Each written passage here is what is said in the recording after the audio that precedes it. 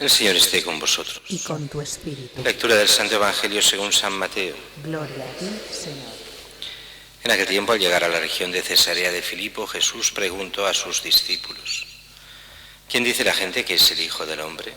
Ellos contestaron: unos que Juan el Bautista, otros que Elías, otros que Jeremías o uno de los profetas. Él les preguntó: ¿y vosotros quién decís que soy yo? Simón Pedro tomó la palabra y dijo: tú eres el Mesías, el Hijo del Dios vivo. Jesús le respondió: bienaventurado tú, Simón, hijo de Jonás, porque eso no te lo ha revelado ni la carne ni la sangre, sino mi Padre que está en los cielos. Ahora yo te digo, tú eres Pedro, sobre esta piedra edificaré mi iglesia y el poder del infierno no la derrotará. Te daré las llaves del reino de los cielos, lo que ates en la tierra quedará atado en los cielos, lo que desates en la tierra quedará desatado en los cielos. Palabra del Señor. Gloria a ti, Señor Jesús. Celebramos hoy esta fiesta y celebramos varias fiestas sobre San Pedro y San Pablo en junio, la hora de hoy, cátedra que no es fiesta de San Pedro, sino la cátedra de San Pedro. Cátedra quiere decir la silla. Y de hecho esto viene de muy antiguo, de que ya en tiempos de Jesús los que enseñaban lo hacían sentados. Si cogéis el Evangelio y veis cuando Jesús se pone a enseñar a la gente, lo primero que dice: se sienta. Y cuando se lee la Escritura, cuando estaba en las sinagogas, se leía de pie la Escritura y entonces se sentaban. Hoy se hace lo mismo. El obispo, los sacerdotes no, pero el obispo se sienta, porque él es el que enseña en nombre de Cristo. Nosotros somos subdelegados para entenderlo, pero el obispo es el pastor propio de cada uno de vosotros. Así el obispo enseña en la cátedra, en la silla. Y tanto es así que se llama el lugar propio del obispo y de la iglesia. No es tanto la iglesia, sino esta parroquia, sino la parroquia de las parroquias, que es la catedral, que viene de cátedra, donde está la cátedra del obispo, la silla del obispo, la catedral. Y es que los obispos, como sucesores de los apóstoles y colaboradores con el sucesor de Pedro, son los que enseñan oficialmente en nombre de Cristo. Pero el Papa tiene una misión especial. A él se le ha dado ese poder de atar y desatar de una forma especial.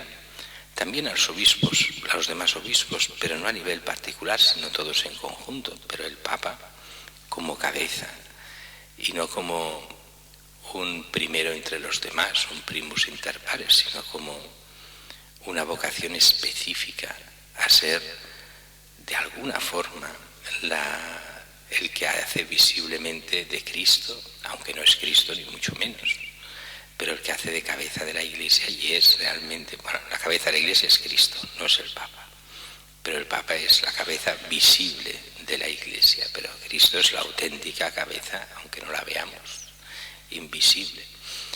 Y si uno entra en San Pedro, en el Vaticano, en la iglesia de San Pedro, en la Basílica, y se va al fondo, ahí verá la gloria del Bernini, y verá debajo de la gloria del Bernini esta cátedra de San Pedro, hecha por Bernini, pero que es una cosa mastodóntica, no es para sentarse, es simbólica. Pero la tradición nos dice que dentro se puso la que creían en ese tiempo los romanos, que era la silla donde se había sentado San Pedro y desde donde enseñaba el mismo San Pedro. Cuando hicieron la basílica, y Bernini hizo todo aquello, cogieron esa silla y está allí dentro, no se ve, pero está puesta dentro de esta cátedra simbólica de San Pedro. Pero sabemos bien que la cátedra real no está en San Pedro. Y me explico qué quiere decir la cátedra real. El Papa es obispo de Roma y como tal el lugar oficial no es San Pedro, es la Catedral de Roma, que no es San Pedro, sino que es San Juan de Letrán o la Basílica del Divino Salvador, que se llama así. Y allí está la auténtica cátedra. Uno va allí y encuentra la cátedra de Pedro, donde solo se sienta el Papa y desde donde oficialmente enseña el Papa. Y lo de menos es la silla, es el signo. Por eso en San Juan de Letrán, cuando uno entra, encuentra aquel cartel que pone que esta es la iglesia que preside a todas las demás iglesias del mundo en la caridad. Es la catedral de las catedrales y es el lugar propio del Papa.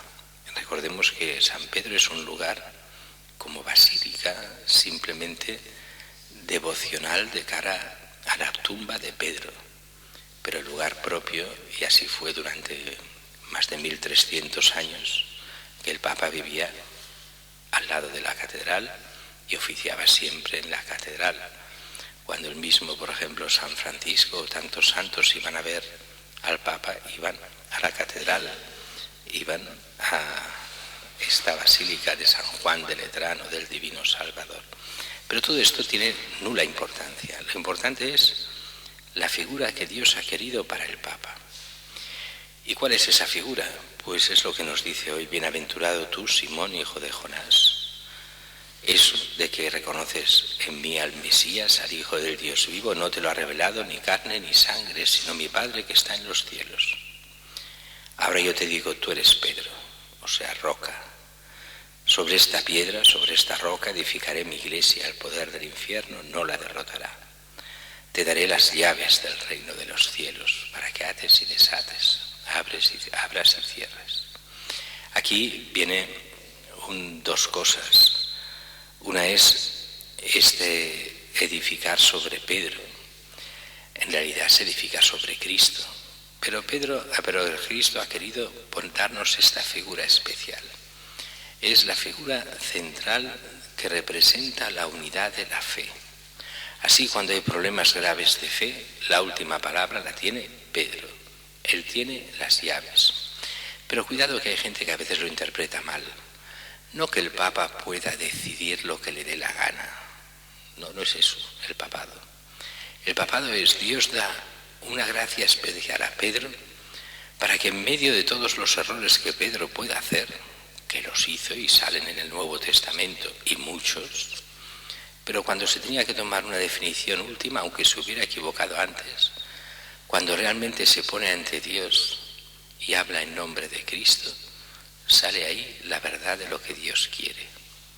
Por eso no hemos de tomar las palabras del Papa como si fuera infalible en cada palabra que sale de su boca, porque no es así, de ningún Papa ha sido así, sino que es infalible cuando invoca al Espíritu Santo para que sea así. Y la Iglesia que reza por el Papa y el Espíritu Santo que actúa en el Papa en esos momentos clave, en los momentos diríamos que donde se habla, así lo decimos, ex cátedra, desde la sede, desde la silla, o sea, en nombre de Cristo. Entonces sí, pero eso no pasa siempre, ni mucho menos.